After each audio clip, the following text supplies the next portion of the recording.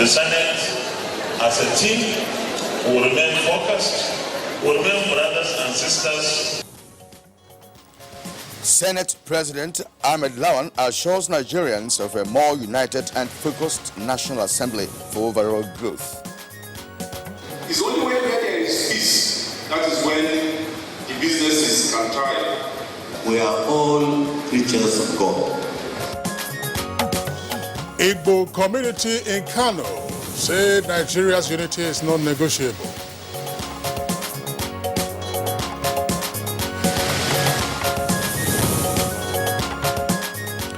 Rivers State takes step to address security challenges.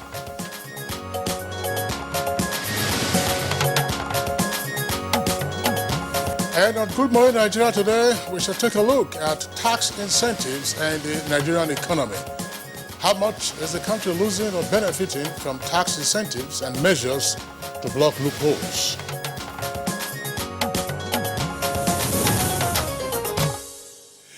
All right, well, Kirian, one of the incidents of sovereignty is the power to impose taxes. And of course, taxes are one of the major sources of revenue for most governments around the world. And those taxes, of course, could include companies tax or personal income tax. And in Nigeria, the taxing system, of course, as we know, in modern times, dates back to the pre-colonial era, and of course, the colonial era, where the authorities were, as it were, local authorities were in front of tax collection, as it were.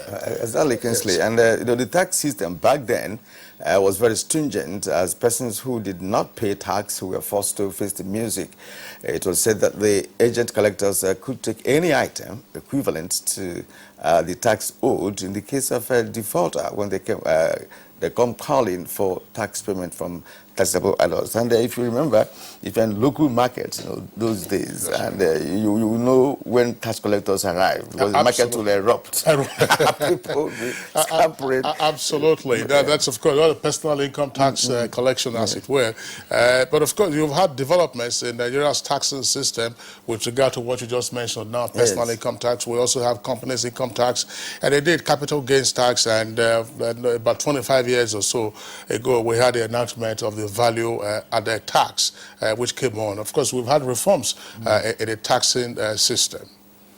Well, the reforms have been there, but how effective have they been? That's a big question. And Nigeria, like many countries, provide tax incentives to potential investors in the economy, believed to encourage activities in the private sector. Worthy of note is the Nigeria Law of Companies and Allied Matters Act of 1990, as amended, incorporating all legal provisions that have been made for certain tax incentives for corporate bodies as well as individuals.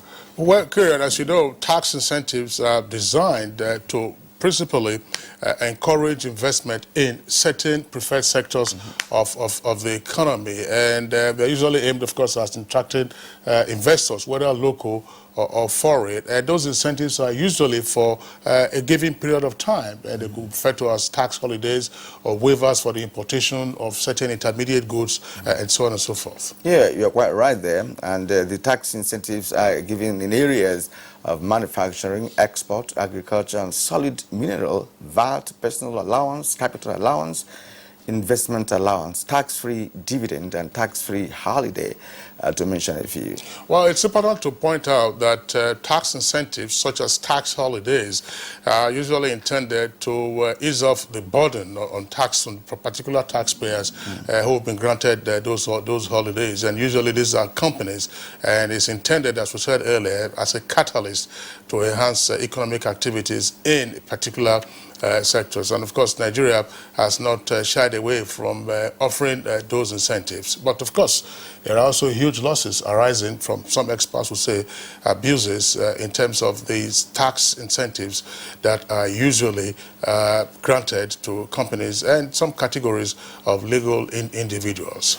All right, and it is a worrisome trend, that has been condemned in many quarters. Just last week, an international firm decried the fact that Nigeria loses billions in local foreign tax evasions in this country. That report, of course, Kira, was contained in a report by Oxfam on attention to issues where multinationals are said to receive questionable tax waivers and also tax holidays. And they are making use, as it were, of tax laws, the loopholes therein, to shift the huge profits generated in the country to low tax jurisdictions. Of course, that's another consideration in terms of shifting of profits, so that you avoid the incidence of taxation in your main principal place of business or location. Exactly, and tax evasion has become so rampant that even the big guns, don't get to pay tax, and those who have very big businesses. Which is a criminal offense, by the way, exactly. But tax avoidance isn't. Okay. Now, we would ask, where did we get it wrong? Who qualifies for tax incentives, and for how long should it last? All right, Kirian, that's one other question to ask is, what are the sanctions for those, who are in breach of Nigeria's tax laws, particularly manipulation of tax incentives? And also, how often does the country get to review its incentives for particular sectors of the economy? These are questions, of course, we shall be posing to our guests later on in the program. It's Good Morning Nigeria, very wet morning here in Nigeria's Federal Capital Territory. Yeah, my name is Kingsley Osadolo, and I welcome you to the program, being broadcast as always live on the network service of the Nigerian Television Authority. And I join Kingsley in welcoming you to the Monday's edition of Good Morning Nigeria. Well, my name is Kirian Umayo, and of course we are going to be bringing you the complimentary segments, which will include newspaper review, business, and others. For now, we have a delectable lady, to take the Good Morning News. Yes, she is Nolin Abel. You're welcome. Thank you, Kirian. Good morning, Kirian. Good morning, Kingsley, and good morning, Nigeria. Here is the early morning news. Senate President Ahmad Lawan has assured Nigerians that the upper chamber of the National Assembly is more united and focused to work for the overall progress of the country. The Senate President stated this at a grand reception and unveiling of Senator Mohammed Sani Musa's strategic senatorial action plan for Niger East Senatorial District held in Mina, Niger State. In the Senate, as a team, we will remain focused, we will remain brothers and sisters. We will try as much as possible to support the executive whenever any bill is brought before us that will alleviate the suffering of our people. We have been spending money to build roads, to renovate roads, but as long as we have trucks carrying 70 tons, 60 tons, 50 tons, our roads will never last. Meanwhile, the National Assembly is to work hand in hand with the executive to find a lasting solution to the issue of insecurity, especially as it affects safety of lives on the highway. Senator Ajayi Boniface gave this assurance when he led National Assembly a delegation on a condolence visit to Afenifere leader Pa Ruben Fashoranti over the death of his daughter, Mrs. Olufunke Olakunri, who was killed along Ore Ijebu Ode Expressway on Friday, the 12th of July. That something has to be done very, very urgently. We in the Senate, we are taking steps to ensure that necessary legislation are put in place. Anybody that's caught, definitely it will go, the law of the land will go with him. But it's unfortunate. Nigerians have been assured that the fortunes of the Nigerian National Petroleum Corporation, NNPC, will turn around for the better. The group managing director of the NNPC, Mele Kolokiari, gave the assurance while receiving a delegation of the Misau Emirate Council of Bauchi State, led by the Chiroman Misau Amadun Amadu. In a statement by the Group General Manager, Group Public Affairs, Ndu Ugamadu, the GMD promised that the management of the corporation will not disappoint the nation in this task. That I'm occupying. And I can tell you it's a very hot seat. Very difficult to fill the gap left by the son of Misau that left this place. So we're grappling to fit in. Secondly, for His Royal Highness, the Salkim Borno Misau, to have sent this very distinguished delegation. It tells us a lot about our relationship with Mr. We're profoundly grateful for this honor and privilege given to us. The Igbo community in Kano has joined other concerned Nigerians in kicking against the call for the relocation of herdsmen from the south to the northern part of the country. Eze Ndibo Kano, President General and Igbo traditional leader in diaspora, Igwe Boniface Ibekwe, met the Igbo's position known at a dinner to commemorate his 10th Ofala anniversary in Kano.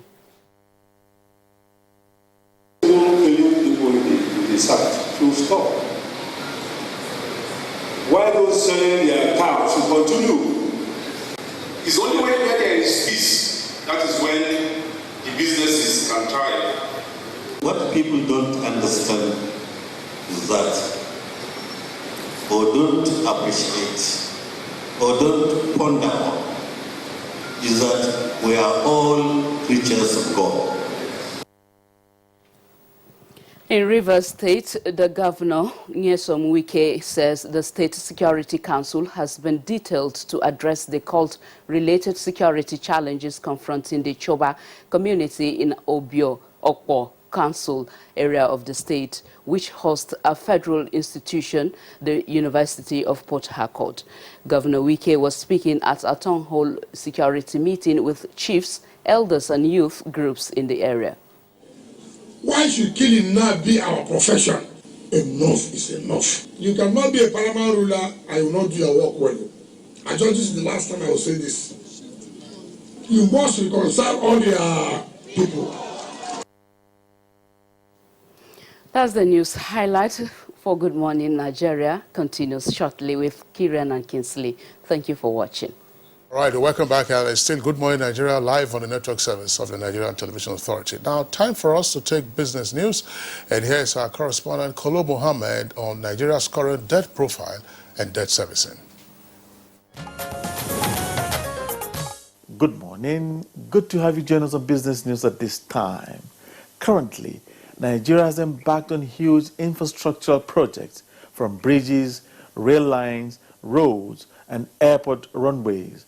On social inclusion, N-Power, school feeding, conditional cash transfer, trader money, the list goes on and on.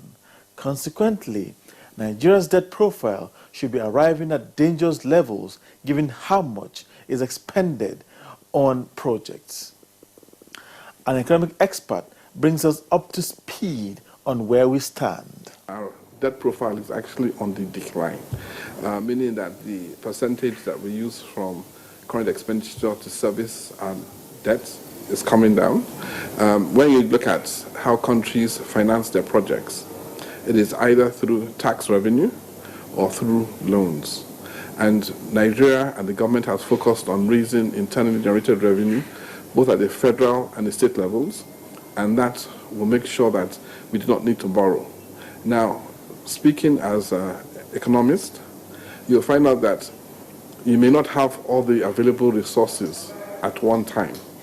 So sometimes it is expedient to borrow if you've got major capital projects, so you can have those projects in place. People can start to benefit from those projects. You will not be bothered about inflation, and at the same time, you will have that service, be a rail line or be highly capitalized infrastructure. You can have it in place, and the people will see that benefit, and then you now start to pay off that loan gradually over a period of time. Premium paid on finished goods produced from African raw materials is too high. Take cocoa, for instance. How much is getting from selling it compared to how much it costs Africa to enjoy a product from its value chain, like chocolate? As we trade between ourselves, there'll be profit, there'll be employment. Those individuals who are employed will pay personal income tax. The businesses will pay profits, what we call corporate income tax. So more taxes will be generated, and that will give more taxes to each country within the continent. And then we can now focus on further infrastructure development. So African leaders need to do their thinking now in such a way that processing, production, marketing can be shared among these African countries. And this will give us the target of how we can have independence economically in the region of Africa. It sure does pay to pay your tax. And finally, as we speak, the week's activity on the floor of the Nigerian stock market is about to open. As always, NTA Business News will bring you closing figures subsequently. That's business news at this time. See you again soon. Kolo Mohammed, thank you for that business package. We appreciate that. And next on Good Morning Nigeria is Newspaper Review.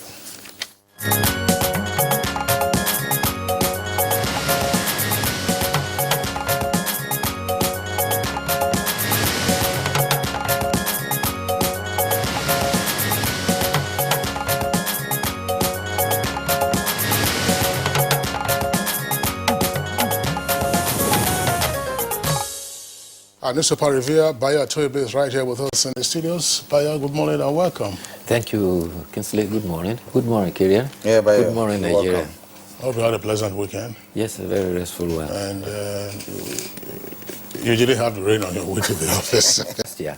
August, there was no August break, but what will happen this year? Well, the forecast is there. We hope that the flooding alerts have also been taken into consideration. Yes. Yeah, because as you're having heavy rainfall like this, not just only here in Abuja, but elsewhere around the country, the flood waters have to find their level at some point. Exactly. Yeah, right. You remember, Kirian, we had that conversation some weeks ago. Yeah. We had all the experts with us here in the studios as well as at our Kaduna Network Center. And already the prone areas are known, so measures should be taken by now. Yes, the alarm raised the other day was all the states, particularly within the low-level banks of River Niger, had been warned. Kebbi, Sokoto, Kwara, down up Kogi, all down to the Delta. However, there's need to raise alarm for those in the Benue Trough too. Adamawa, across to Taraba, to Benue, down to the Delta. Okay. Now we have about 4 newspapers this morning, 4 papers this morning, and let's begin with the Daily Sun newspaper. Daily Sun newspaper. Just beside the nameplate on the right-hand side, we have again Oyegu Oshomole clash with the 2 riders. APC chair involved in anti-party activities, says Oyegu. I wouldn't respond to Lucky. That's the APC chairman. That story can be found on page 6. Now, the lead story this morning on Daily Sun newspaper, GOC under house arrest over stolen 400 million naira, with 2 riders to be moved to Abuja for further questioning. Army keeps mum. It's on page 8. Now, just below the photo story on the Daily Sun newspaper, we have insecurity. Alafi petitions Buhari with a rider, Balarabe Musa Falana, call for rejig of security structure. The story is on pages 3 and 6. In Akwa Ibom Tribunal, INEC REC instructed me to cancel Akpabio's vote, says witness. It's also on page 4 and 5. Bauchi Assembly crisis, anxiety as reps conclude report with the rider APC OK's NAS intervention in Edo. It's on page 41. All right, Kinsley. All right, we'll take a look now at the Blueprint newspaper. Blueprint, beside the nameplate, there's an earpiece there. NNPC announces 6.33 billion naira trade surplus for May. That's on page 33. BDC, that's Bureau de Change, excuse me, operators seek end to subsidy payment. That's also on page 33. BDC operators seek end to subsidy payment. And below the nameplate directly, kidnappers abduct 4 Turkish expatriates in Kwara and 8 workers still with Boko Haram 72 hours after. Another rider, APC chieftain, seeks death sentence for kidnappers. Now, below that, firm plans $25 million agric investment in Kaduna. And the lead story comes with a kicker. Edo and Bauchi Assembly crisis. APC NWC, that's National Working Committee, moves against Obaseki and Bala with 3 riders there, insists on fresh inauguration, Reps move unconstitutional. That's attributed to Ajulo. And leave Obaseki alone. Oyegun tells Oshomole. Details of that story can be found on page 6. And then 3,500 Fulani in various detentions in Nigeria. And that's attributed to Gafdan. Details of that story can be found on page 5. How Buhari averted humanitarian crisis in Northeast. And that story is on page 8. Bauchi records 3 animal diseases in 6 months. And Buhari and PDP bicker over $1 billion excess crude account fund. Details of that story can be found inside pages 8 and 32. Nigeria, blessed with visionaries and entrepreneurs. And that's according to the Israeli envoy, page 32. Bio. Well, let's start with the story about the GOC. A GOC in one of the commands in the northern Nigeria is presently under house arrest. This is sequel to the theft of 400 million naira. You recall that last week there was this report about 4 soldiers, 2 lance corporals and 2 corporals, that were on official escort duty, escorting money from Sokoto through to somewhere in Jaji, and along the line, they disappeared with the money. And one of them had been arrested. And now, the GOC is said to be under interrogation and for questioning to explain how the 400 million got stolen and disappeared. The other story relates to the All Progressive Congress. The All Progressive Congress has made pronouncement and says that Bauchi and Edo State Houses of Assembly should have fresh inauguration. The National Publicity Secretary, Lanre Issa Onilu, says the core issue is that the rule of law must be followed by the letter. And he said that, furthermore, the former chairman of the APC, Chief John Odigi Oyogo, has called on the Progressive Governors Forum to intervene and not stand aloof at the ongoing. It may be recalled that in the Edo State, 9 of its members moved to at 9:30 to inaugurate the assembly of 24 members, and that is raising the confusion that we're having there. Also in Bauchi, Bauchi had 11 members elect a speaker for the 31 members of the assembly at 7 a.m. When the time for the proclaimed inauguration at 10 a.m. arrived, the other members also arrived and elected a second speaker. So Bauchi is left with 2 speakers. Incidentally, the 2 states are all predominantly APC-dominated states. Edo has 24 members, all of them APC. Bauchi has, I think, 31 members, and about 7 of them belongs to the People's Democratic Party. The latest information is that the man who prevented an aircraft from taking off at Murtala Mohammed Airport when he was found walking on the wing has been arrested, and he has found that he's apparently having some mental challenges. They said the man was speaking and very incoherent. Meanwhile, he was apprehended 5 days earlier wandering around the same airport at about 10 p.m. and now beginning to wonder how he was released and he still found his way back into the airport. He's said to be of Nigerian origin, and he's now with the police. They are still investigating. Meanwhile, the Federal Airports Authority says that 4 senior security officers have been suspended, and they are embarrassed by the development, and they are assured travelers that such incidences will not occur again. It's indeed a huge embarrassment, if you ask me, because how could he do that, be able to climb to where he was found without being detected by any security official, and having been arrested from 5 days ago and released. They ought to have been monitoring him, or to carry out the normal responsibilities of monitoring the entire airport. That guy would have caused a very big harm to the aviation industry in Nigeria. I think the challenge is this perimeter fencing for the airports. Don't forget that we've had about 2-3 instances. In fact, one occasionally almost a crash with even cows invading the perimeter fences of some of our airports. So that is a critical issue. But the good thing is that Federal Airports Authority has taken it up very critically and said that they assure all travelers such will not occur again. Well, you see, what happened was a serious security breach. And yes. that aircraft was already taxiing, preparatory to takeoff. This gentleman was just wandering around to the place. So where are your CCTV cameras? assuming you have CCTV cameras, who was monitoring. Supposed to be monitoring those cameras at the material time?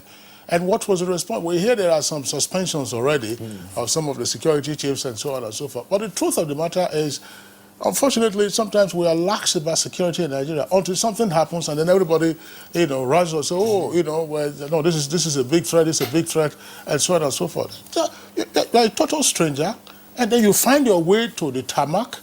And of course, look at what he did. There was one of the videos. He was climbing the engine. He was climbing the engine compartment, and then of course they also climbed the wing.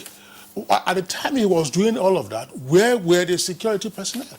Suppose he had, some other incendiary device on him, what would have happened? Yes. Even the technicians that should be around that aircraft as it was taxiing, that should be monitored. You monitor that should be monitoring of an aircraft when it's taxiing to take off. Well, it had already left its parking spot. From where, of course, you normally have those groundsmen who would direct. So the communication now will be between him, that's the pilot, and the control tower. And the control tower.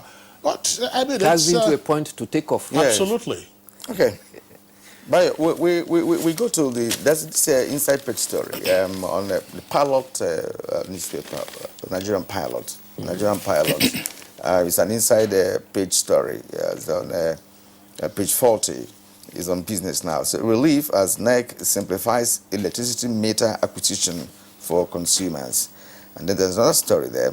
Investors to access 300 billion naira as federal government set to privatize power companies. That's it for Nigerian pilot.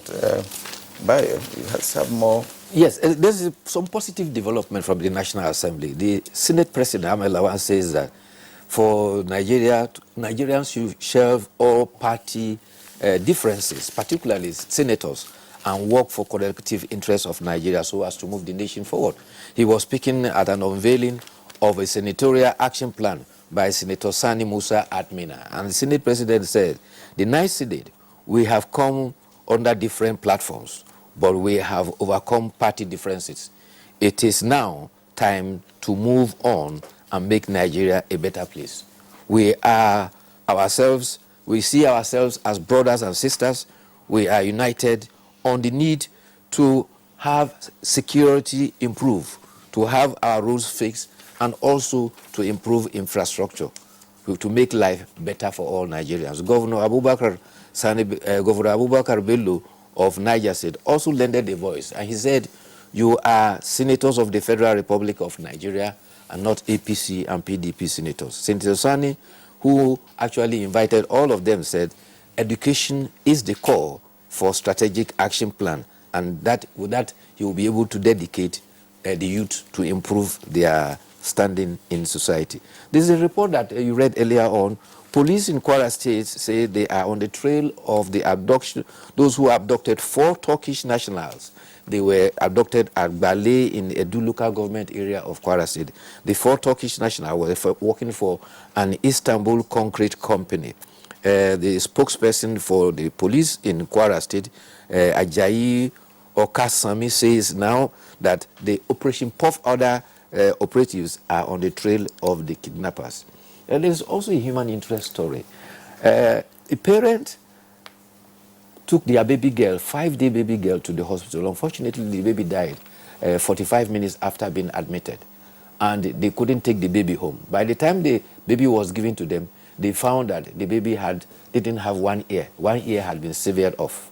So they challenged the hospital and threatened to sue the hospital. And they demanded 10 million naira from the hospital. The hospital operatives now engage an autopsy to provide the report. The parents did not agree with the hospital's autopsy. They got their own autopsy to provide a report. And the report indicated that actually the baby's ear had been eaten up by a rodent at the hospital. And there were signs of serrated, the ear of the rodent on the baby, the poor baby girl. Where did this take place? It happened in a hospital in Onitsha. Rodents? Rodents. In the hospital? So they said, very embarrassed.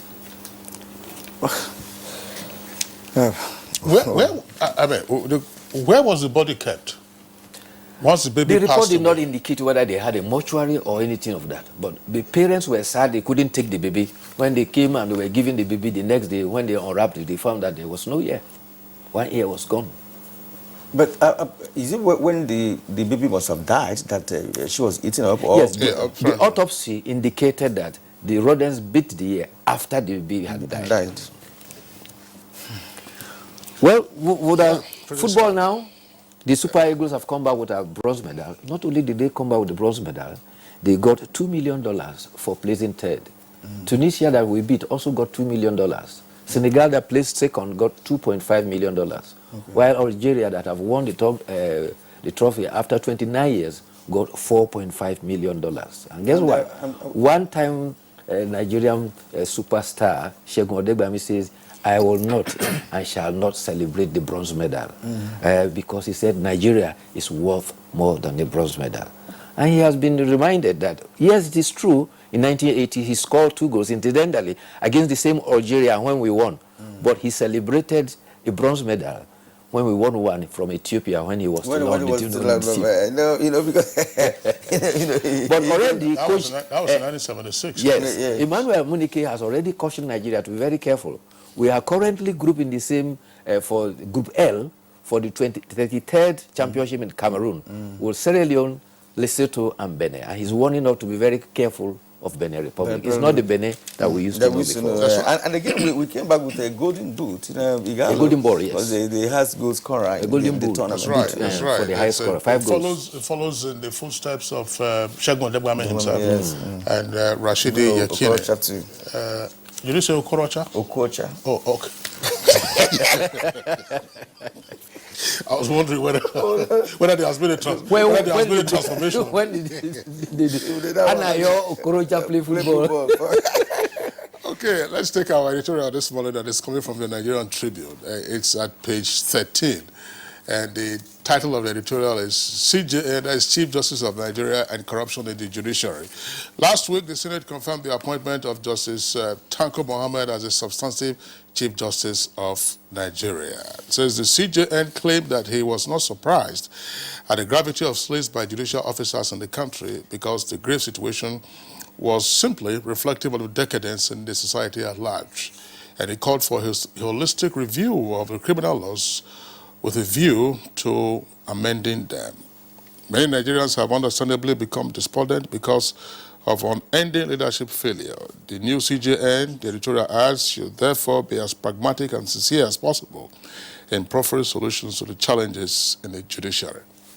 Well, the editorial by the Tribune is very critical of the Chief Justice of Nigeria, that he took the allegation of corruption with the judiciary very casual by just saying that apparently the society gets the judiciary it deserves, in the sense that the corruption is pervasive in the society and therefore the judiciary is no exception. And the editorial is saying at no point in where is any judge given bribe at gunpoint, and therefore they either solicit for it or they are lured to accept it, and therefore the judiciary must do something critically about it. But however, they agree with the Chief Justice of Nigeria that some of the laws, in fact, the Chief Justice placed the problem at the doorstep of the legislators, state houses of assembly, and members of the National Assembly. He says they should amend the law to make punishment for corruption more stringent. Yeah, I also read last week, from the CJN that the corruption in the judiciary is more prevalent in the magistrate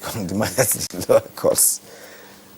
Well, Kinsley, All right, Bayo, I'd like to thank you for being around. Thank you too. We'll see you again tomorrow. Okay, it's Good Morning Nigeria, still on the network service of the Nigerian Television Authority. We'll take a short break now. When we return, it will be time for our discussion segment. You're still watching Good Morning Nigeria on the NTA network service, and to give a background to the discussion on the program this morning, which is on tax incentives and the Nigerian economy against reports of sharp practices and losses. Here is Abdulmalik Adio with this report.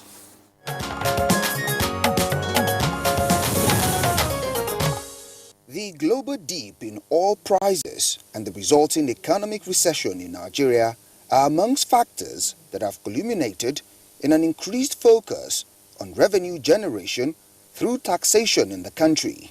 Following the mandate by the federal government The Federal Inland Revenue Service, FRS, is said to have intensified its drive for tax collection with expected gains.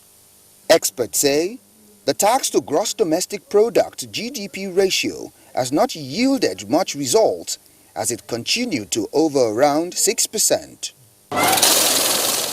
The development many find worrisome, given that the tax to gross domestic product is one of the most widely used tools for measuring the efficiency of a country's tax system. Recent data from the National Bureau of Statistics indicates that Nigerians' gross domestic product GDP stood at 16.5 trillion in the second quarter of 2018, while government total collection in taxes was barely 1.3 trillion in that quarter. Going by the report, the oil sector contributed about 9% to the GDP in Nigeria, while that of the non-oil sector was put at 91.45%. The way out, experts say, is for a comprehensive review of the current tax administrative system and the overall of the Nigerian economy in changing the rhetorics. Where did Nigeria get it wrong with its tax system? What are the sanctions for tax offenders? Answers in a short while with guests on Good Morning Nigeria, who will deliberate on efforts in improving the tax system in the country.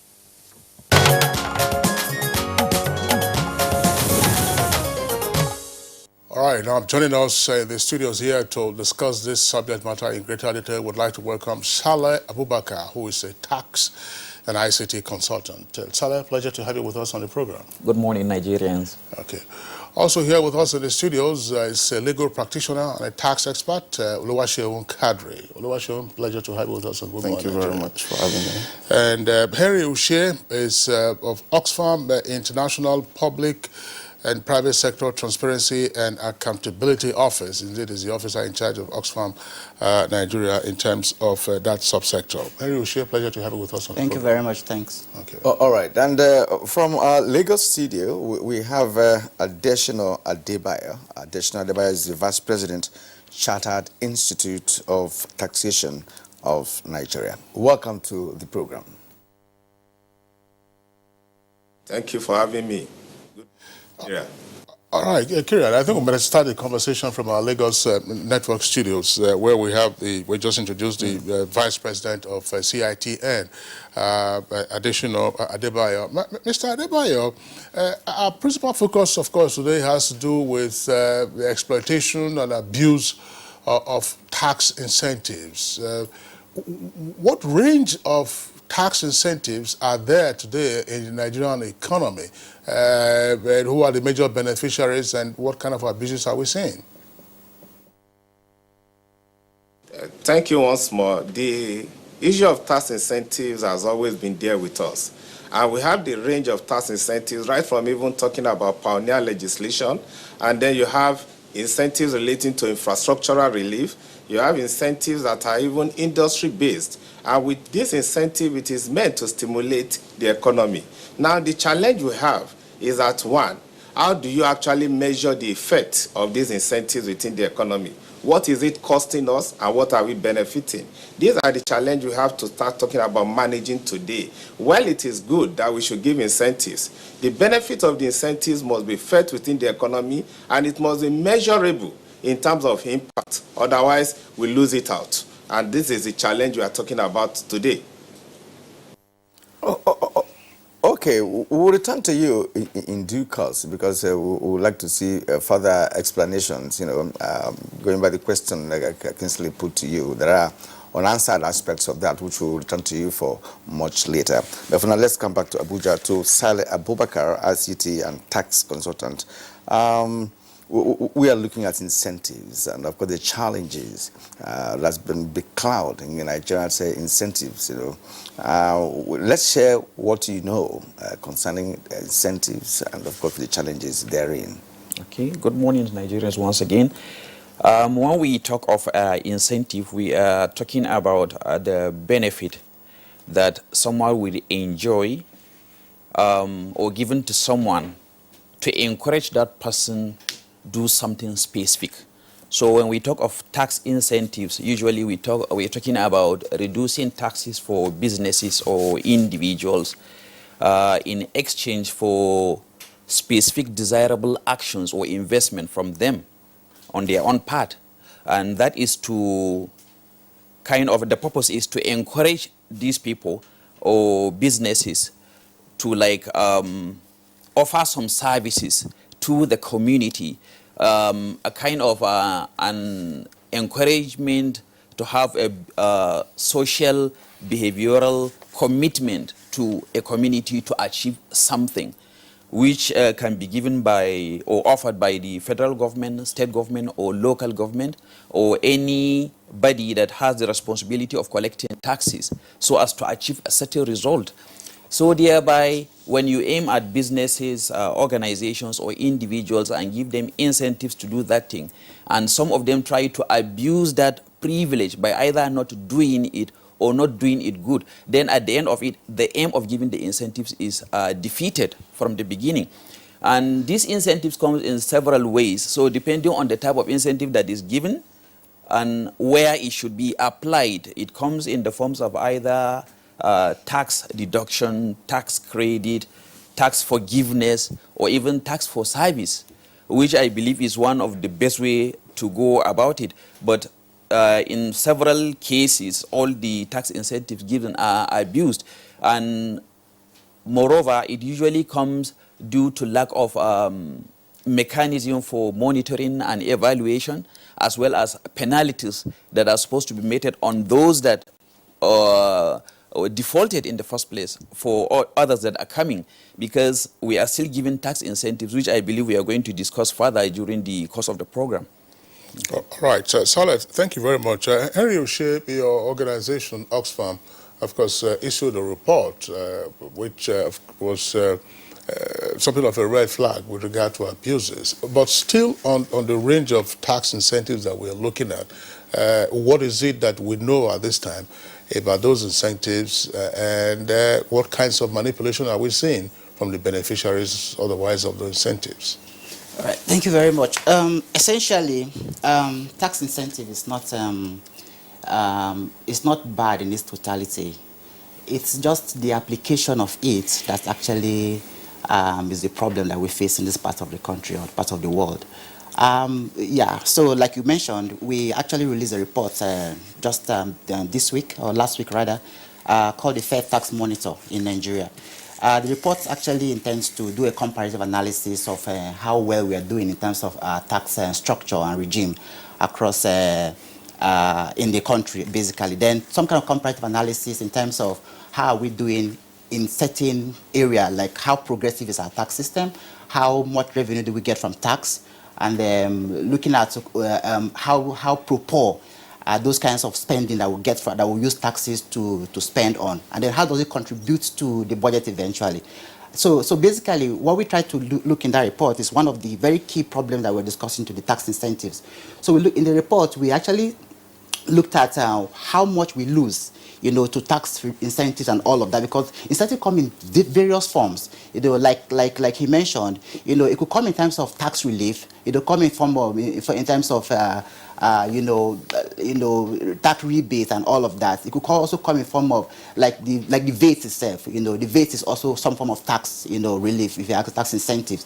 So what we look at is how is the tax institutions like FRS and others, the State Board of Internal Revenue, how do they manage those kind of incentives that are being given out?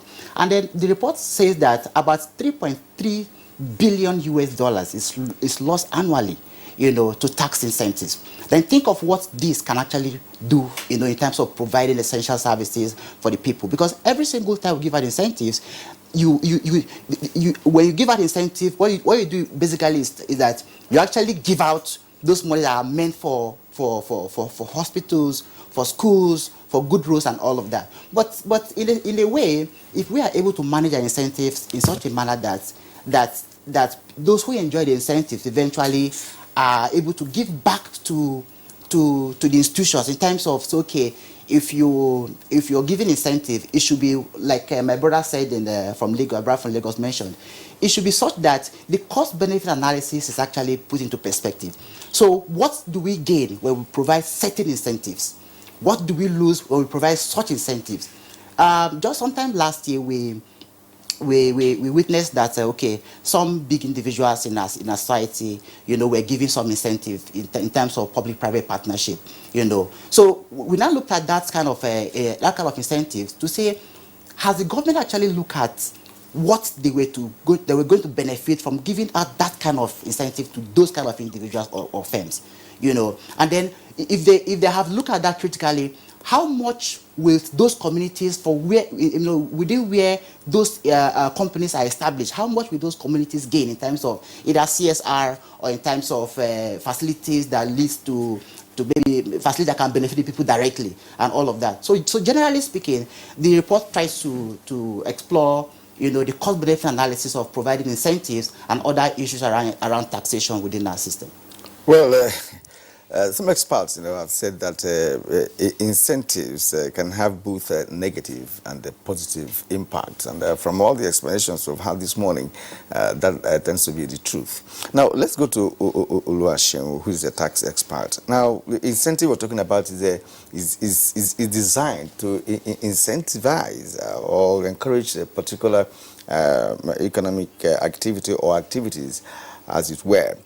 Now, we are talking of those that benefit from incentive, who do not bring about a commensurate action, after being incentivized. What is the challenge and how do you get out of it? For me, I'll give you a practical instance where incentives actually work. And a very recent innovation from this past administration was the Road and Infrastructure Development Tax Credit, which was given to certain companies. And in order to develop our federal, or we don't know if it's federal or state now, but generally roads, you understand, probably because the government doesn't have the funds to develop those roads, and you will look at such an innovation in such trying times for Nigeria as very, very laudable, and that's actually the kind of credit we need at this instance. But there's been various abuses over the years. Like in 2011, for example, between 2011 to 2015, there was over 1 trillion lost in tax incentive, and the reason is probably because the monitoring scheme is very poor. That's monitoring the incentive themselves, and we rather give incentive to individuals rather than companies that actually do need them. For example, I was speaking with a client sometimes some 2 weeks ago, and it is actually planning to. There are some investors planning to invest in Nigeria and to develop a particular sector. And I asked him, like, what are your plans when it comes to taxes? And he was like, oh, don't worry, we know them. They will give us tax holidays and all. And I was like, that is the abuse that we are actually referring to. When someone just feels as if you politicize everything, rather than give the actual companies that actually would have a good impact in the nation, you give it to individuals. And the solution is very simple. My colleagues have already spoken about the cost-benefit analysis. That's actually the first point of call when you're talking about incentive. The first thing you need to think about is, what is the cost and what is the benefit of this particular incentive? Does it make any sense? Are we gaining more than we're losing? Then when you think about other things as regards to monitoring as well, there are a lot of administrations that have a hand or the other in monitoring this incentive. For example, FIRS, Nigerian Investment Promotion Commission, the Nigerian Customs. So there are quite a lot of people trying to do the same thing at the same time. So there will probably be room for some lapses and gaps. So we need to think of how these guys can work together in order to ensure that they monitor these incentives specifically, and they ensure that the incentives are actually deliver the desired results. Because we always have an idea of giving that incentive in the first place, in the sense that we want to encourage investment, we want to stimulate growth, but we need to strike a balance if those incentives actually are delivering on their desired purposes. Okay, Oluwaseun, thank you very much. Back again to Additional Adebayo in our Lagos Network Center. In looking at the regimes of tax incentives that we have, where have we had, in your opinion, the most benefit? Is it from the pioneer status, tax holiday, or tax credit, such as we have seen lately with the tax infrastructure, that is sort of develop infrastructure, and then we give you credit? A number of companies in the past, had tax holidays, others were giving pioneer status. What is it that we have observed as an institute? Thank you very much once again. One of the things we need to actually bear in mind before I address that question is the fact that let's take a look at even our 50 years gap. Between 1969 and 2019, the population of Nigeria was actually around 50 million in 1969, and we are talking about 200 million plus in 2019. And then you ask, what should be the priority of government to stimulate investment in order to get a lot of people having a job? Look at the tax holiday given to the telecom companies. At the point of giving them the tax holidays, it is actually meant to enable them to put infrastructure in place, employ a lot of Nigerians, and stimulate the economy. And that becomes a plus on its own. And then you look at aspect that even Sheon just mentioned relating to the road infrastructure. You have a situation where that if the road is developed, whether it is federal or state, and then the issue of the gridlock we have in Apapa, for example, becomes something that becomes a thing of history, especially when the roads are properly constructed and done very well. Now, going further, you have a situation where you cannot evaluate what is the benefit you are getting from this tax credit. What do we have related to that? We have the rural investment allowance, and you have a situation where you have infrastructural facility, there is a benefit to that. You talk about there is nothing, no facility at all, you have 100% rural investment, if it is a certain kilometer away from where you are located. All these are benefits that goes about with issues of investment. Now, you talk about even of tax credit. Tax credit means that, look, you have a benefit of not being able to pay what you are supposed to pay because you have done something that makes the government happy with you, technically speaking. Now, incentive on its own relating to this is actually meant to encourage you to take a particular line of action. And then you have relief too, that is meant to mitigate the effect of the pain of paying tax. With all this at the back of our mind, we know that incentives is actually meant to be in line with government policy. These issues have been addressed, and I have to give credit to the current leadership of Federal Revenue Service, as exemplified by Mr. Tunde Fowler.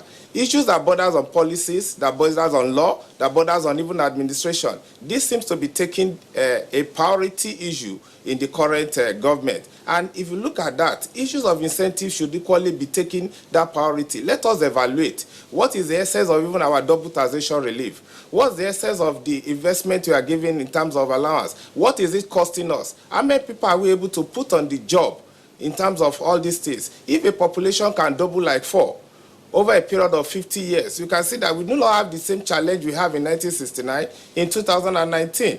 And these are issues that we now need to have a government that is now talking about being proactive. We cannot use yesterday's strategy to manage tomorrow's challenges. These are the areas we need to be very clear.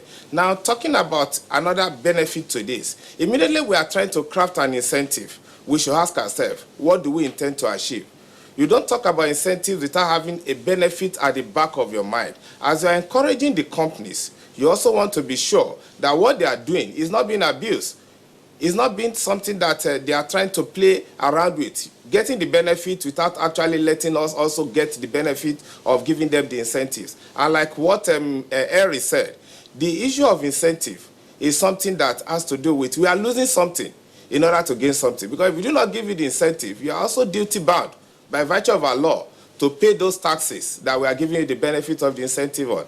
And with this at the back of our mind, we know that, look, incentives must be something that we sit down before we even craft it to say that, look, we are about to give you an incentive, and this is the expectation we have after giving you that incentive. And if that expectation does not align with our cost of giving you the incentive, we need to go back to the drawing board and ask ourselves some questions. Is it really giving us the desired outcome?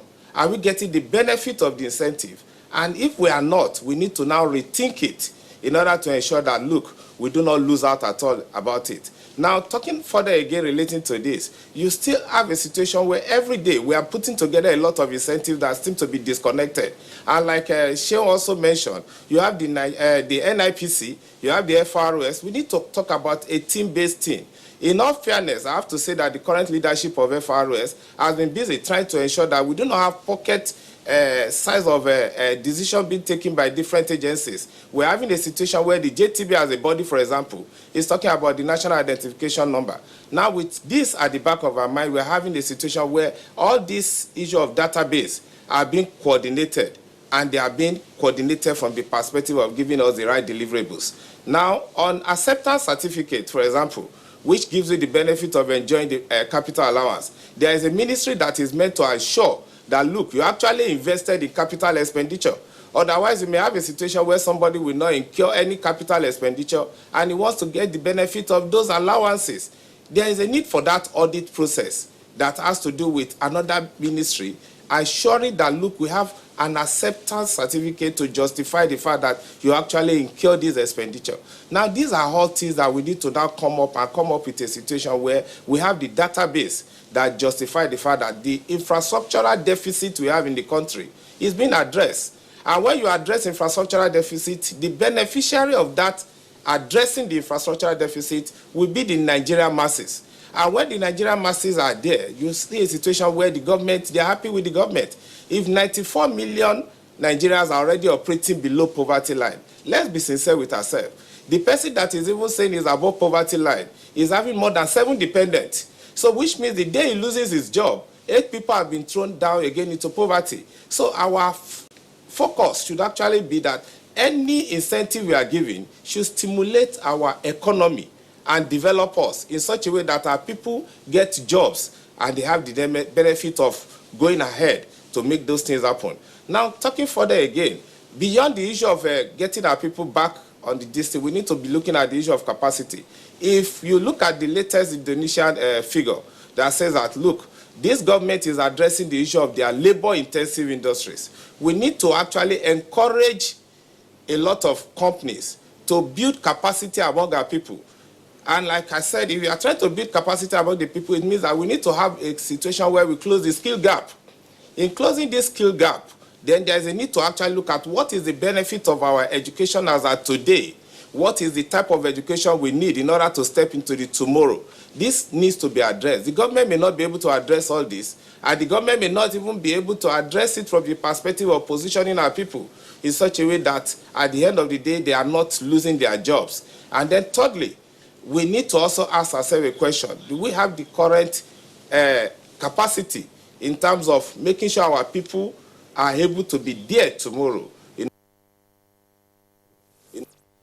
Yes, we may have to pause you at this point. You've actually done the explanation to the point where we'll stop you and, of course, dissect some of the issues that you have raised, in responding to Kingsley's question. And one aspect of that I'd like to play up is that aspect of benefit.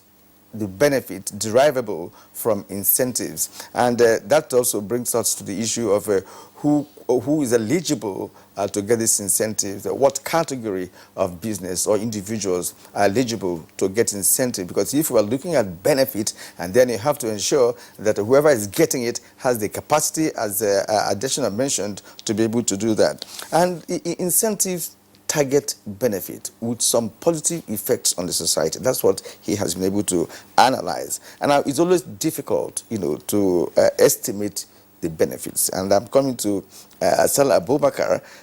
Give us a clue of the kind of benefits that are derivable from such. And if in the past Nigeria has enjoyed such benefits, can we share that with you? Okay. When we talk of incentives, just like I mentioned before, we have several types of incentives, like the tax deduction, tax credit, tax reduction, or forgiveness. Then the tax for service. Let me give you an example. During the voluntary asset and income declaration scheme, the Vice President mentioned that we have 14 million taxpayers in our database. After the voluntary and income tax declaration, we are now up to 19 million. That means we have an increase in 5 million taxpayers now paying their taxes. This is an example of it. Now, if you look at the Executive Order 8, which is for the voluntary offshore asset regularization scheme again, which gives like paying 35% of what you are supposed to pay for all the offshore assets you have, then that is a plus to the system, which is a benefit as well. And these are all tax reduction or forgiveness. When we talk of tax credit, just like my colleague here mentioned, we have the road infrastructure, which is the Executive Order 7, which is coming, which is a benefit to us. Then we talk about things like tax for service, because sometimes when we talk of incentives, we only look at what the federal government is doing. We don't look at the state or the local government. And we tend to forget this tax for service as an incentive, which is why sometimes back, I think we are here on a program which we started even explaining tax for service, something like what we now call an incentive-based tax strategy for the informal sector. These are people operating within the informal sector of our economy, but they are not actually in our database, so they are not even paying taxes, and we have them in millions. Because during the voluntary asset and income declaration scheme, the Vice President mentioned that Nigeria has about 70 million active, economically active individuals. And out of that, we have the 14 million in the tax base. Then that means we have over almost 15 million that are not captured in our tax system. So we now look at this and say, okay, what are these people doing and how do we get them into this tax system? Then that means if we can have incentives for these people too, then they can be in our tax base. But what are their general needs, their day-to-day needs? Education, health, all these things. Then why don't we have tax for service as an incentive for these people so that we can have them into the tax net? And we'll look at this and say, okay, now if we have a situation whereby a cobbler can afford to pay 10 naira per day as tax, that is 300 naira every month. In a particular state, you have more than 3 million people operating in the informal sector that are not captured in their database.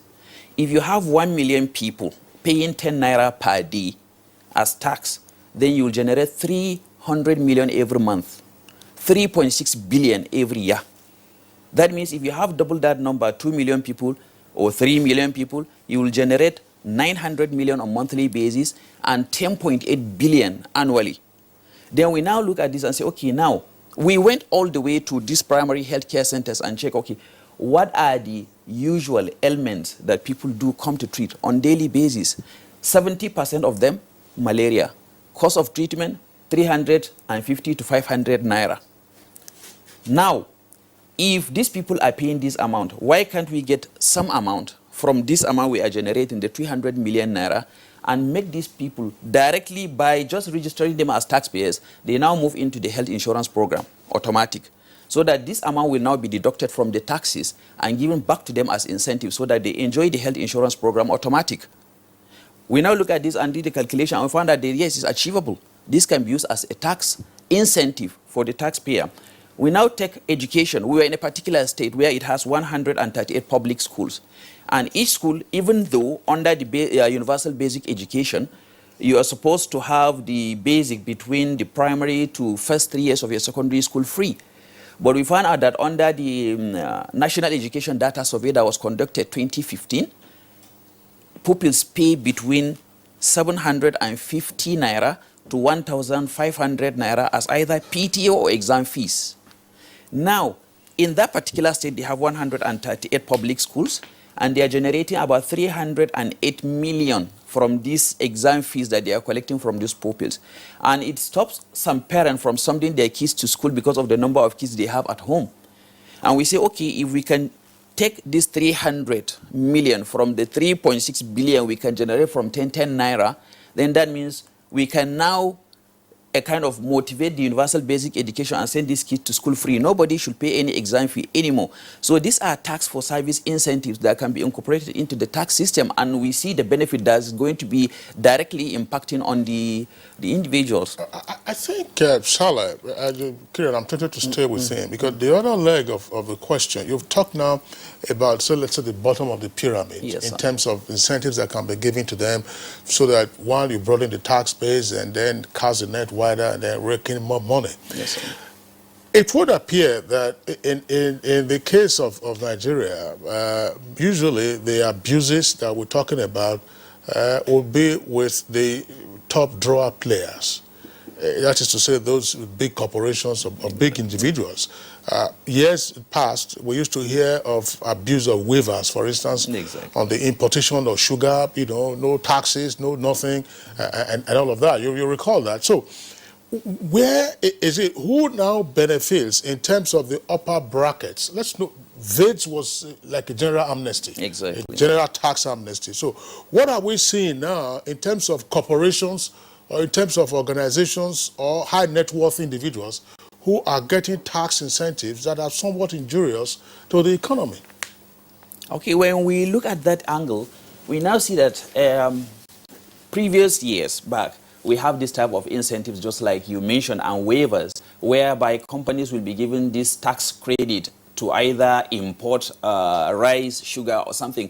And at the end of it, we don't have what they are supposed to bring, and at the end of it, they take all the credit without paying taxes to the government. But when we talk of the issue, we now look at, for every tax that is supposed to be given, there's supposed to be a guideline, a law that is guiding it in terms of either monitoring and evaluation, enforcement, defaulting, and all this. So sometimes it's because of connivance with politicians, whereby whatever tax credit is given to them, they now give something out or back to the politicians that gave them that waiver, and at the end of it, no any monitoring or evaluation mechanism is going to be useful, or any penalty meted on them, because virtually they are sharing what, or the profit they are getting from that tax credit with the politicians. So as far as you have some people that are in politics, or the politicians, part of this crime, because it is a crime actually, part of this crime, then automatically the monitoring and evaluation is not going to work. That means for you to have this one, there has to be this monitoring and evaluation mechanism and all the penalties that are there based on what is in the tax policy. And it has to be meted out to these individuals as to show examples to the ones that are coming. But what we used to have before, nothing has happened to those up to this moment. Some of them went with it and it's gone. So automatically we have this as a problem, but I feel if we can have a situation whereby these individuals will now be brought to book based on the type of crime they committed, then at least we are going to have a sanitized incentive system that is going to work for us, because actually incentives is good, and it is good for the economy. Yes, so we'd like to, Henry Shea to come in here. It's the same question, looking at why we don't get the result, especially when incentives are given to big-time companies in this country. Yeah, so essentially, I know incentives basically they are given to companies within certain areas like manufacturing, maybe agri products, and maybe oil and gas as well. And that's why you see most of these very big companies, who operate within the oil and gas sector, enjoy a whole lot of these incentives. And thing is that you tend to see, like within our laws anyway, it's allowed you give them first 3 years, first 5 years, as the case may be, and then maybe renew for another 2 years, and maybe get another 5 years again. But what we see within that realm is that most of these big companies, they have a couple of board of directors now, and then after 3 years, they just change the name, and then come back again as the same company, enjoy the same 3-5 years again, and then it can go on and on for 20 years or more, enjoying the same incentive. So we have a system that doesn't really actually check these kinds of anomalies. We have a system that doesn't actually, pay attention to to who are these board of directors, who are these companies, how are they registered, do they actually, do their annual returns, and all of that, how are they being monitored to ensure that these same guys don't come back, enjoy the same incentive over and over and over again. The case of some people, saying that, okay, within that realm, federal government have tried in terms of reviewing the incentives regime, in terms of, say, okay, in 2017, looking at the new tax policy, that the incentive regime was renewed. But if you look at it critically, we at Oxfam and the Tax Justice Network and platform, we look at that critically and we realized that what the federal government did was not to look at who benefit basically, but to look at exactly that, okay, fine, so company have benefited over time.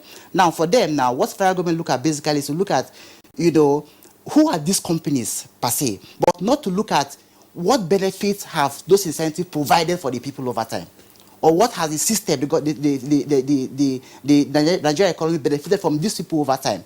So we said, okay, fine, can we look at what we have benefited over time and what they as companies have benefited over time? With that kind of analysis, we cannot begin to say, okay, fine, we can either give you more incentive or take away your incentive. But the challenge that we have always, or the solution we've already profiled over time is that, can the government help by providing a conducive environment for business to thrive, rather than giving out incentives? So if the environment for business is conducive and companies can actually make profit and then maybe give back in terms of CSR to the communities and all of that, they can begin to say, okay, fine, yeah, this kind of incentive can no longer go on, or it can go on in a way. But essentially, what we also witness again within our work is that, looking at what you mentioned in terms of benefits now, the tax to service agreement within our work in the informal sector as Oxfam, we work with a lot of tax platforms across 16 states in the south, and then we are thinking of expanding to the north as well. What we see there is that the apathy in terms of tax compliance that we witness is that these people in the informal sector feel that they don't benefit anything whatsoever in terms of tax compliance. So what has their tax given them back, given or brought to them over time? How have they benefited from paying taxes over time? So what we did with them in some local government is to say, okay, can some local government go into a pact, what we call tax to service agreement, with some communities or markets, big markets, to say, okay, we take so amount of tax from you over time. Can we put back 20% into that market in terms of drainage facilities, latrines for people to use? Because you go to some market, the whole place is in shambles. People pay from their pockets to clear their drainages and clear their, and then maybe use their latrines as well. So can government put back 20%? I will record a lot of achievement from there, like from some local governments in Akwa Ibom State, some local governments in Enugu State, and some other, I think in Delta as well. So then signed to put back into the community 20% of whatever they take from tax, back into those markets. And that has made people to even be more compliant in terms of tax payment, and also begin to beat their chest to say, yes, they have been able to benefit from tax payments over time. But I tell you something also, that people think that those in the informal sector don't pay taxes. I don't agree with that, because 80% of business activities happen within the informal sector. And these guys pay taxes, a lot of taxes, multiple taxes if you ask me. But the challenge has been that those who collect those taxes are illicit collectors. They are not people who are authorized to collect taxes. So the challenge is, how will the government come in to ensure that those who collect taxes are the real people to collect taxes? So what we did in some local government, for example, like in Buhari local government, what we did there was identify the stakeholders, bring them together with the tax collectors within the local government, the area council, look at those tax authorities like the revenue department. And then they had a town hall, shared all their problems and all of that. So what they did there was to streamline all the taxes, publish it, put it on their notice board. So if you are a tomato seller, you're a vegetable seller, you're a yam seller, you know what category of tax you fall into. So you go right there. Henry, are these taxes or levies? Well, eventually people lose money. Well, that's the bottom line. From the development perspective, people lose money. It's a technical thing when you say tax, because the power to impose tax, you know, is constitutionally defined. Yes. I mean, a local government guy, a chairman cannot just wake up and say, I'm imposing this tax on you. You can impose levy. Yes, a levy. You can impose a levy, you know, and that what he's saying is that could be arbitrary. Money leaves somebody's pocket. That's what in the end. That's what it does. That's one. I just wanted to bring in Oluwaseun again. And by the way, when you were talking about what they will use the money for, he kept referring to latrines. Can you upscale that a bit to WCs? You know, instead of all the latrines in marketplaces. You know? So that's one. What I mean by latrine is that it's not a latrine. Just sorry, this is a money program. A latrine is a latrine. A WC. So okay, because you have a water system. Yes, you have to have a water supply. Exactly. And all of that. You know, you wash your hands with soap. You know, because infrastructure is required. That's right. Oluwaseun, look, let's come back again to the big players and the kind of incentives that they get away with. How scrupulous is our surveillance system to ensure that some of these legal shenanigans that we get to hear of, you know, a company getting into business, fading out, fading off, and then reappearing again, and continually having a pioneer status, and also enjoying tax holidays. How rigorous is our surveillance system? You know, Nigeria is been working assiduously with respect to data, you know, and using technology to harness as much taxes as we can, you know, and in this particular instance, it should also apply. The first problem we have is multiplicity of agencies that deal with these incentives. You know, when so many agencies deals with incentives, there will tend to be gaps and leakages, and monitoring it will be quite very difficult. But this is what technology can do. You know, technology can bridge this gap between these agencies. We can set up a particular department within the Nigerian Investment Promotion Commission, and you have a representative from the Nigerian Customs. You know, you have a department that's brings people from all these other agencies together in one place, and they monitor critically these things. And you also have to integrate data. You have to collect the data of the people that are even enjoying these incentives in the first place, and you have to monitor the activities very critically. And you know, the solution to not abusing incentive is very clear in the revised national tax policies, and it says, let us monitor and evaluate this thing. Let us ensure that these incentives are broad and are sector-based. Let us ensure that the people that are meant to enjoy these incentives are actually the one enjoying this incentive. These things are not going to work, you know, like magic, you know, so we have to integrate technology in order to bridge this gap. No, see, showing, I'm sorry, that doesn't quite address the question. Okay. You make all these broad policy objectives and policy direction, yes. Be sure that those who will get them will get them. Who is the authority for granting tax incentives? Earlier you talked about NIPC is supposed to be a one-stop shop. Exactly. But are there other centers that are authorized to incentivize specific sectors for the purposes of saying, look, let us have investments, let us galvanize growth and development in the economy? Yes, obviously there are other institutions that are involved. And I'll give you a practical instance where there were some issues. For example, NIPC is the one it should be the one in charge.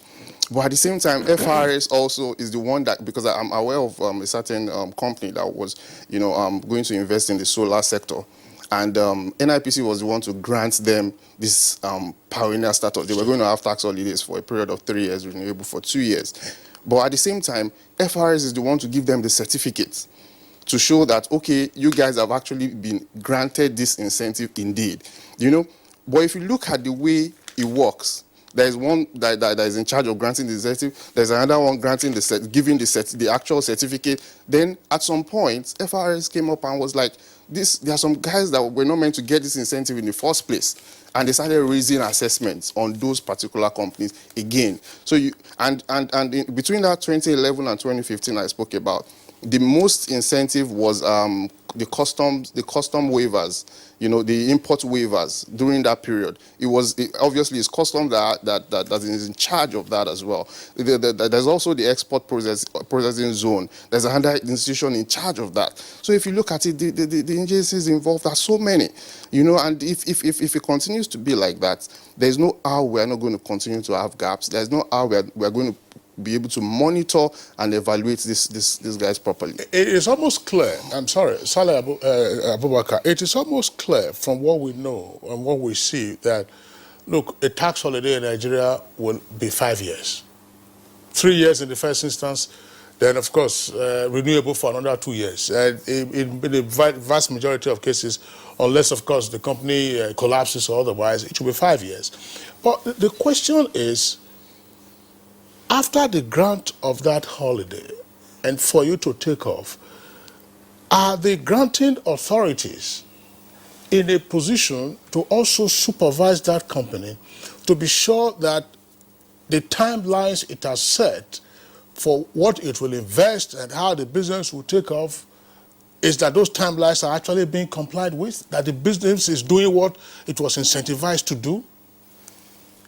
Actually, I believe for a project, any project, it has to follow the project management methodology from initiation up to closing, planning, execution, monitoring, and control.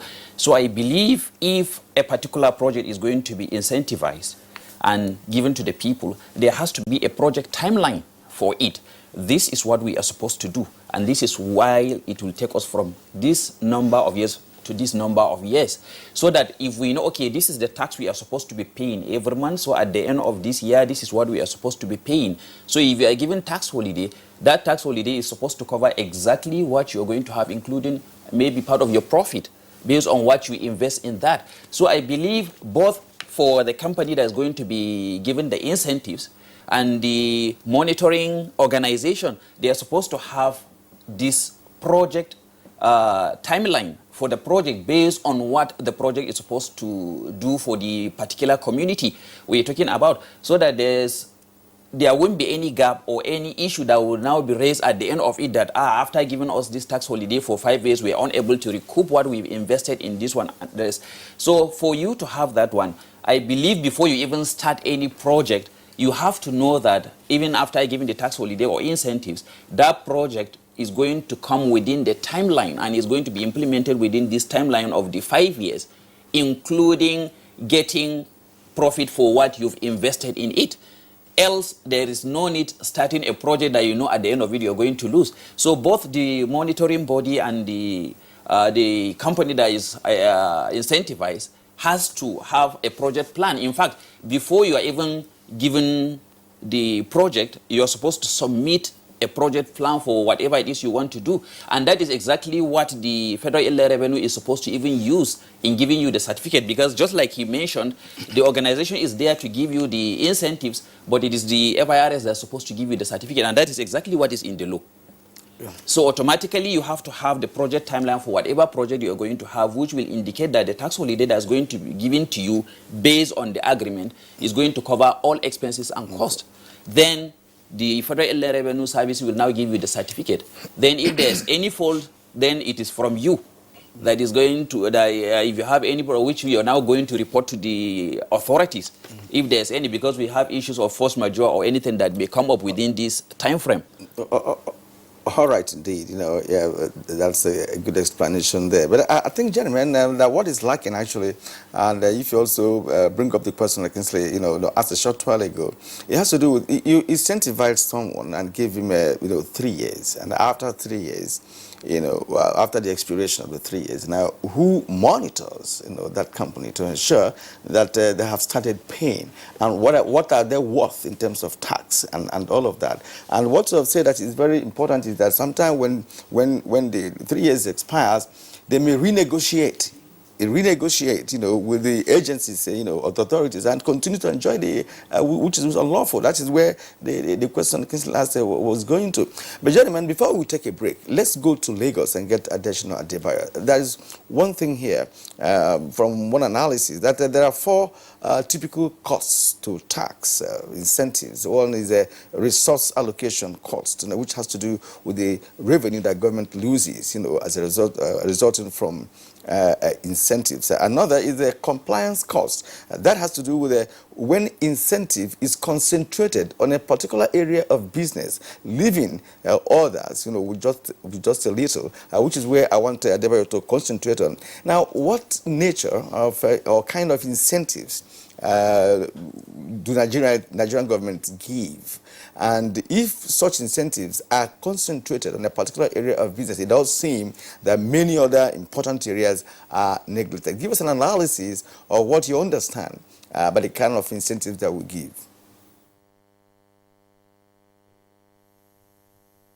Very much. Relating to the issue of the kind of incentive we give, the issue of a resource cost and compliance issue also come in. Now, naturally, the government has a broad objective.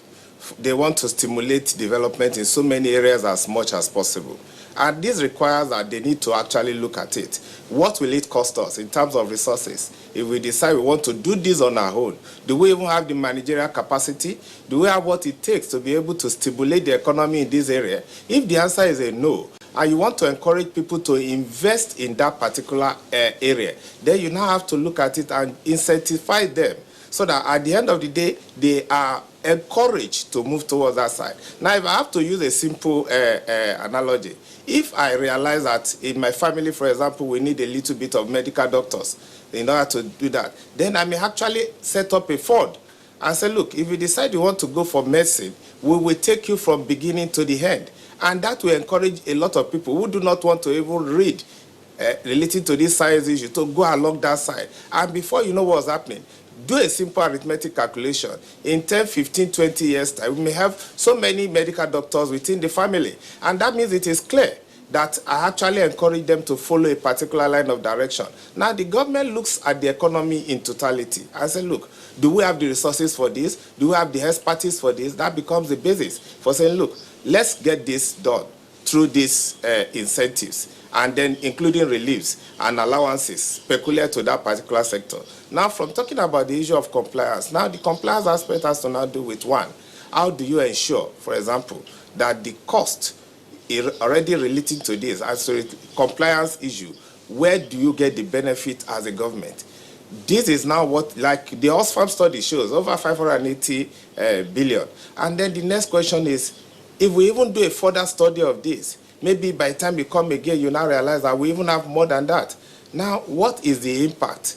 What is the benefit you have derived when we have about 580 billion already at risk based on what we have already done so far? And who is actually meant to do a study of this? And like Harry also mentioned in the course of this discussion, that what will be the impact of 580 billion when it comes to directing it towards a particular area of helping the society?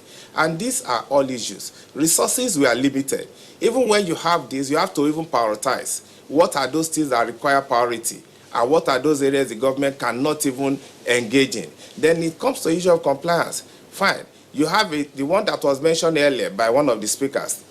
Mention something like voluntary asset and income disclosure, voluntary offshore asset regularization scheme. All this comes at a cost. Because if you look at the executive orders related to this, it says, look, we will forgive you the issue of penalty, forgive you the issue of tax audit. We won't go too far into actually confirming the authenticity of what you said, but please don't lie to us. That is more or less like the summary.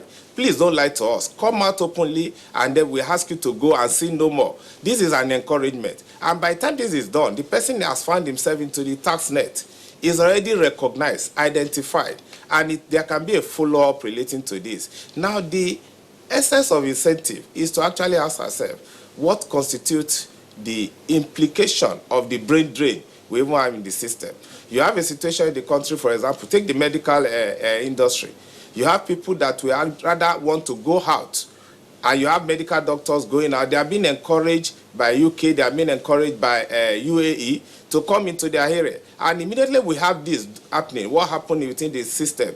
We lose the benefit of these educated hands. we are not having a situation where we don't have enough doctors even to meet the needs we have here. This could be an area where even the government can look at. Take the manufacturing sector. In Aswani in Lagos here, in some 30 years ago, when you mention Aswani, you are talking about a place where you have a lot of textile companies operating within that sector. What has become of the place as of today? What does the government need to do to stimulate investment in this area? What are the challenges that we can actually talk about that needs to be addressed? Incentives must be looked at by evaluating both the resource and the compliance implication, and this is very critical. Now, I'm talking further. You now say, before we can say we are coming up with a model of the type of incentive we need to grant, in coming up with that model, we need to look at it holistically. Somebody also mentioned earlier that you have the NIPC, you have the FROS, you want to actually see them working together. They belong to the same government. They are working in the interest of the same government. So it is challenging for us to now have a situation where they don't seem to be having a working model relating to how we achieve the objective, so that the lies being given to one is not a different lie being given to the other. If you do not have a situation where you work jointly, you may have a situation where those who have criminal intention or who have dubious intention may even talk about giving you different set of documents in order to achieve their objective. These are all issues where we need government collaboration. They need to work together, they need to have a shaking of hands, and they need to have a situation where they can manage this in the best interest of the country. This is very critical. Now, going further, relating to this, you now have a situation where the country wants to see the impact. You do not just talk about incentives in an abstract manner. You need to talk about incentives in terms of what is it really costing us. I'm going back to the cost-benefit analysis. What is it costing us? How many people have gotten the benefit of this incentive relating to the cost implication to us? Let's take this break. All right, thank you very much there, Additional Adebayo. We'll return to you in the course of the program. We're taking a short break now. When we, of course, return from that short break, we will take the tweets we have and then engage the guests in the Abuja studios. Well, thank you for staying with us up to this moment on this Monday's edition of Good Morning Nigeria. Now, we are going to the tweets as they have been sent in by curious viewers, and we'll begin with Omobolaho Babs. He says, first thing first, a tax reform is germane. We run a haphazard tax system where the poor pay more than the rich. With tax system where multinationals avoid tax. We run a tax system that is regressive in nature. We must not be carried away with the frenzy of over 5 trillion naira made by FIRS. Festus Akimboyewa has this tweet. Now, our economy needs a robust tax system that can respond to the pressures on public finances and the funding of capital expenditure, especially now that government is recording trillions of naira in budget deficit. Millions of Nigerians, especially self-employed ones, are not paying tax. All right, Chris Simeon, tax evasion and avoidance have become alarming nowadays. Government should create appropriate measures to tackle it. Good morning, Nigeria. Sonny Michael Amakoje. Now, even as we talk of problems of double taxation, some of the taxes collected end up in private pockets because the method of collection is difficult to monitor. Good examples are those revenue officers in our local markets. They issue personal receipts. All right, and I have a Stephen Peter. As the adage goes, seeing is believing. If the tax starts working effectively, this tax system will improve dynamically. Let's do the talk. There is the need for the tax authorities to cultivate the cooperation of the professional bodies connected with tax matters. That's the external auditors and corporate tax consultants, to minimize the current level of abuses in tax returns. In doing this, more revenue for government. A progressive tax system should be the priority, where high-income earners pay higher and their income increase, vice versa.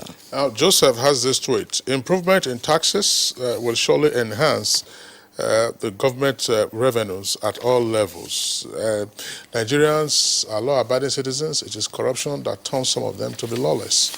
Mohammed Mustafa, how many months do tax authority give as incentives before a company is liable to pay. Also, we talked about 3 years or more.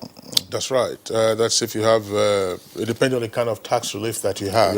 Yes. El Farouk Ahmad tweets, if we want to improve the tax system, especially for the small business persons and small-scale farmers, government should come out with a new system of collecting the tax, such as getting the data of those potential taxpayers and then getting them to also pay their taxes through banks, handset applications, etc. Because the tax officers who are walking about in town collecting levies in shops and markets, those levies are not reaching government account because it is manual and not auto. That's to say in terms of collection. So let us modernize it, and hopefully we get more revenue.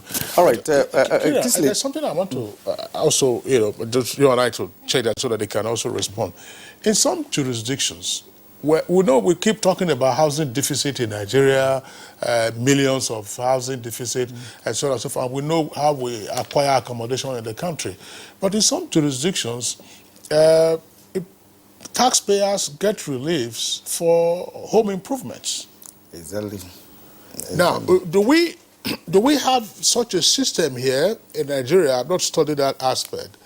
Alternatively, to bridge the housing deficit gap, the housing gap that we have in Nigeria, could taxpayers be incentivized going forward? I mean, mortgages are difficult to come by.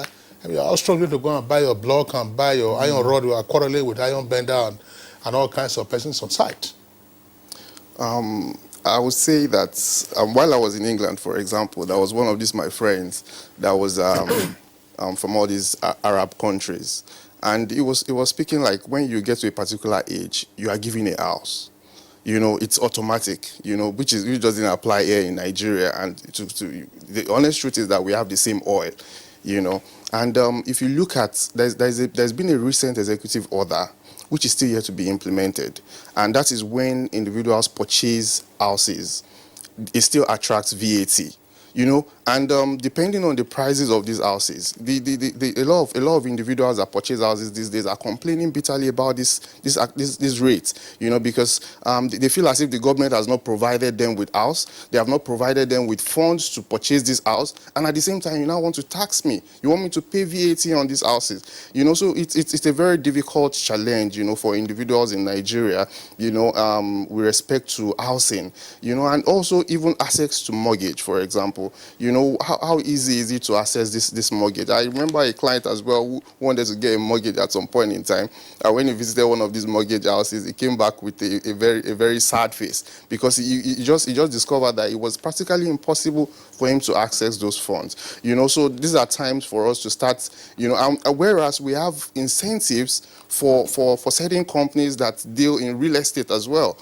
So these are the things we need to check to see if really these companies that are in real estate too are delivering on the incentives that are actually given to them. And we also need to create a proper structure in order to ensure that Nigerians are able to access housing finance. It's very important we do that. Yeah. And these estate surveyors, estate developers, they don't just get, in fact, what they get could be more than just a tax incentive, because they have land, they're given land at a very cheap rate, and they're also funded by banks, so they're enjoying a lot of incentives. Well, gentlemen, let's talk about individual tax incentive, which is very prominent. And it has to link with what Chris said earlier, or raised, which has to do with the provision of housing, right? How can individuals access incentive when it comes to the tax incentive? Because we're talking about companies, and corporate bodies. What about individuals? And they said that it's very prominent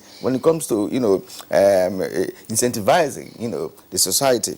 Now, there's another thing, and that is the issue of is there any disparity between pseudo incentives, if you like, such as tax holiday, tax deduction, abatement, from tax incentive? Is it the same, or are there any differences? Because some people think that because incentives are to spur economic activities, therefore they take it to be a relative change in tax policy. Okay, so yeah, so eventually for individuals now, and that's where you go back to the tax to service agreement. That's just one aspect you can actually, incentivize individuals. But on the aspect of whether on mortgage, those are very critical, I mean, yeah, very technical aspect that people do not really know much about, And then those kind of facilities are always not there because for mortgage is basically it's usually commercial, if you ask me, and then the profit is always what's the watchword for those managers. So eventually, if you as an individual, you must have some kind of facility that will enable you access those kinds of mortgage. Say you're working in a place where you don't even earn up to 200,000, you will not even access those kinds of facilities. But coming back to individual incentive, you need to be able to access it in terms of tax to service agreement. Otherwise, most of the times it's not there. So basically, it also boils down to those who negotiate for taxes. Like the FRS or Ministry of Finance. There are individuals who negotiate these taxes, and it also depends on the skills of those individuals to be able to negotiate properly, what exactly they want to gain out of that kind of negotiation. But for us as individuals, it's almost not there eventually, it's almost absent, except if you go to banks and maybe want to, yeah, exactly. So for individuals, those facilities are always not there. Yeah, Henry, I'm sorry to take us back to this, Kiriam. This is still in the range of individual incentives. I said mortgage. Mortgages are virtually absent in Nigeria in terms of, you having to use that mortgage facility as a secure credit for you to acquire your own property. But we know that if you look around any Nigerian city in the past 20 years or more, you have seen the skyline has changed. People are building. As we are here now, I'm sure people are rushing to site, even when the rain is falling, to go and do one work or the other. Is it possible for persons who are constructing outside of the mortgage system for them to get some relief? Because if you're in a place like Lagos, for instance, by the time that house is ready, you will pay land use charge. Is it possible for government, therefore, to incentivize persons who are engaged in construction, and then you have proof to show that, first of all, you have a title, although if you go and build on another person's land, that's the cost, the loss will eventually be yours. Once you are engaged in construction, you know how many years it will take us here. A mortgage is usually max 30 years, but if you are constructing, it will take you a few years. Somebody is building 1 3-bedroom bungalow, I'm doing this quietly, can the person be getting relief, as personal incentive, so as to, at the end of the day, help shut that up? I think the best way to do that is basically you deal with the land first. How can people have access to land easily and at a very cheap rate? When you do that, you ordinarily would have given incentive for even acquiring the land in the first place. Then you now look at incentives for the materials to build. Like, for example, the block industry, what can you do for them in order to ensure the blocks are cheaper for people to have access to it? What about the cement industry as well? Which block? Sorry, we are talking block. See, the block, when you go to mine the sand for block, sharp sand, they will tax you there. True. You sound like you're laughing. At every stage you are taxed. You know that about that. But that's the best approach. For cement, for example, that's one of the most expensive resources in building.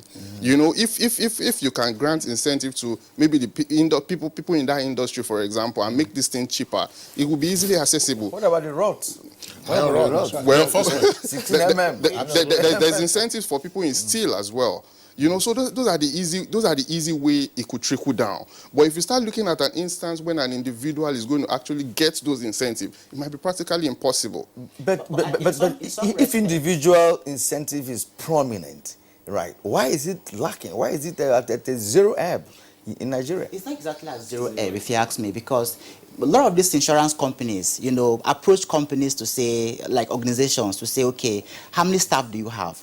Can they access our mortgage facility? And then use that, to drop their tax liability in a way. So like we have been approached a lot of times, and then, they'll ask, okay, fine, are you interested? They'll come to lecture you on the facilities available, and then how much tax it to help you drop. For example, those are direct incentives, if you ask me. So for example, say you're paying 50K per month in terms of your tax, depending on what your salary is. So, so those kinds of mortgage, if you can access them, it drops your tax to some rate, maybe to like 30K. you know. So those are some, there's a way accountants do it anyway. I'm not an accountant. So yeah, so they try to help you use those kind of facilities to drop your taxes. So those are some direct ways of assessing tax. Yeah. All right, Henry Uche, would like to thank you very much. You are the Public-Private Sector Transparency Accountability Officer of Oxfam in Nigeria. Thank you very much for contributing to our discussion this morning. Thanks for having me. Appreciation also to Oluwaseun Kadri, legal practitioner and tax expert. Thanks a lot for being around. Thank you very much. Saleh Abubakar, another tax consultant and ICT consultant as well. Thanks a lot for being with us in Good Morning Nigeria. Thanks for having me as well. From Lagos, we were joined by Adesina Adebayo, who is Vice President, Chartered Institute of Taxation of Nigeria. Mr. Adebayo, thank you very much also for being part of our discussion this morning. Okay, so that does it for our conversation. Let's go on now to our complimentary segments, and here is sports. Have made him famous in Africa and in Europe. In a solo exhibition, Paul Tosa gives us, the viewers, an understanding of his inner essence as he makes public the masterpieces. Correspondent now tells us more on arts and entertainment.